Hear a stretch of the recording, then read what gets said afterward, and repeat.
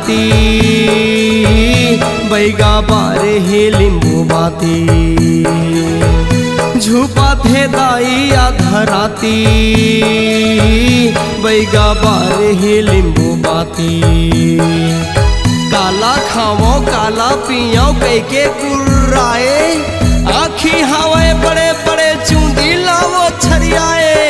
काट काट के मुंडी लावो सबके खून पियाए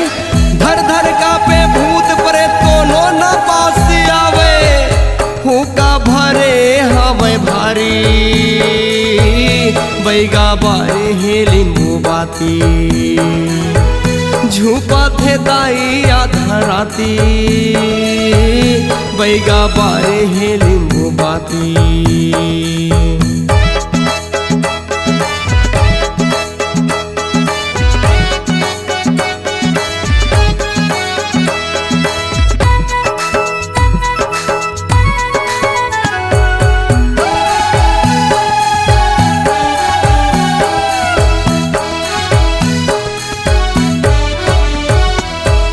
रणमा तैरण चंडी बन गे खपर धरे है भारी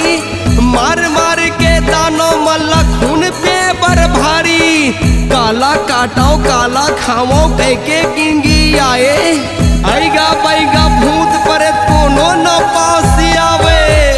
करे हवा शेर के सवारी बैगा बोलाए अपन द्वारी करे हवा शेर के सवारी बैगा बुलाए अपन द्वारी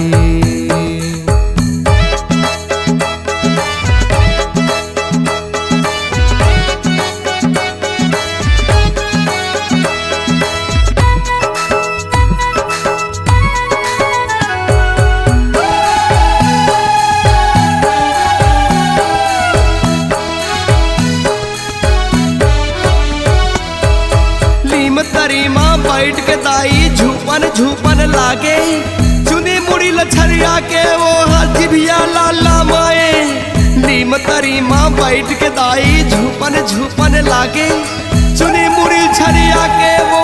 जिभिया लाला माए गाँव गाँव में सोरे मछली बैगा बुला है अपन द्वारी झुपा थे दाई आधा राती बैगा बारे हे लिंबू बाती झुपा थे दाई आधा राती बैगा बारे हे लिंबू बाती झुपा थे दाई आधा राती बैगा बारे हे लिंबू बाती।